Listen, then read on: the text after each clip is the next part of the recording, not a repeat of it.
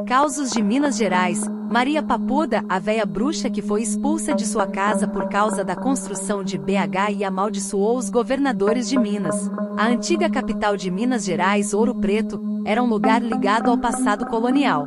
Com a recém-instauração da República, os governantes do estado elaboraram um projeto que visava criar uma cidade planejada que simbolizasse os ideais republicanos. 5 localidades foram cotadas para a realização dos estudos objetivando a construção da nova capital mineira: Juiz de Fora, Barbacena, Paraúna, Várzea do Marçal e o Curral del Rei.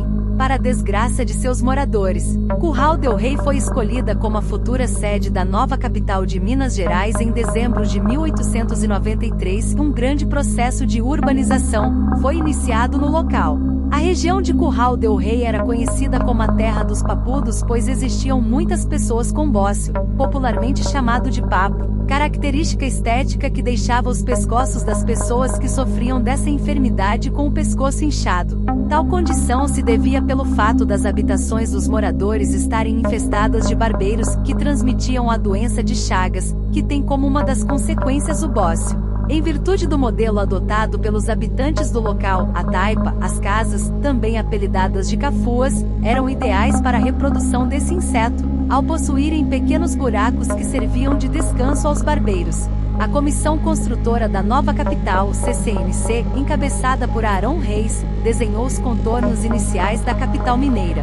Contudo, os planos não tiveram em mente as pessoas que viviam na região.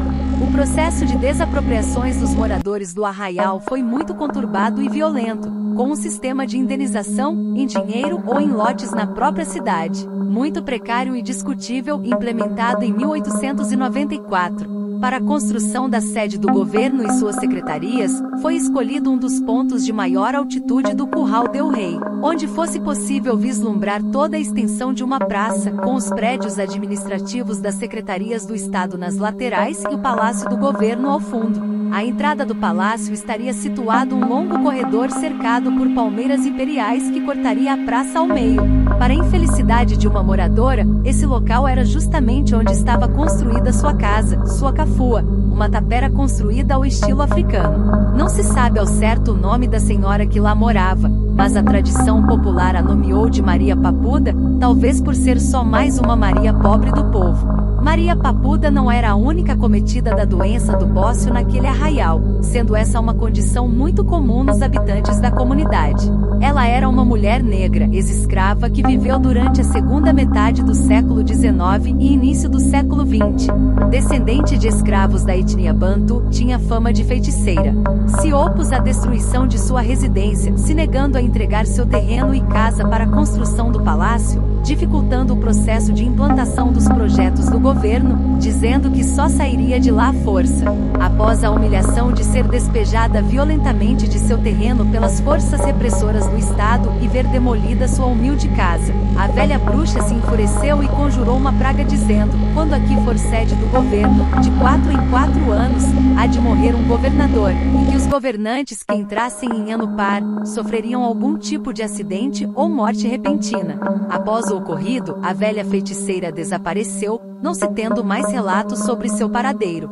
Desde então diz a lenda que a figura aparece para os governantes cobrando justiça àqueles que tiveram suas propriedades destruídas em prol da construção de Belo Horizonte. O mito ganhou força quando 4 governadores morreram após a construção do Palácio da Liberdade: Silviano Brandão, em 1902, João Pinheiro, em 1908, Olegário Maciel, em 1933, e Raul Soares, em 1924, sendo que alguns faleceram dentro do palácio e durante o mandato. Verdade ou não, o fato é que Maria Papuda é uma representante histórica da resistência ao projeto de implantação da nova capital e de marginalização da população pobre e negra da cidade de Minas, oficialmente denominada Belo Horizonte em 1901. Alguns governadores levavam a lenda muito a sério.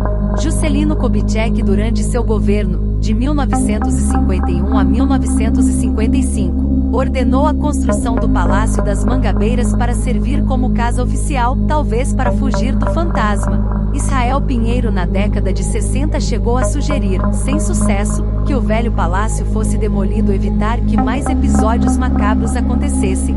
Tancredo Neves recusava-se a ficar no casarão depois das 18 horas, pois relatos diziam que após esse horário eram ouvidos ruídos de portas se abrindo e fechando, barulhos de máquinas de escrever e passos pelos corredores. Itamar Franco dizia que sentia presenças estranhas dentro do local, além de observar portas e janelas fechadas se abrirem de forma repentina. Segundo o próprio ex-presidente e governador, a sede do governo de Minas era povoada por fantasmas, que fantasmas existem, e que aquele local sofria ação de algum tipo de energia cósmica.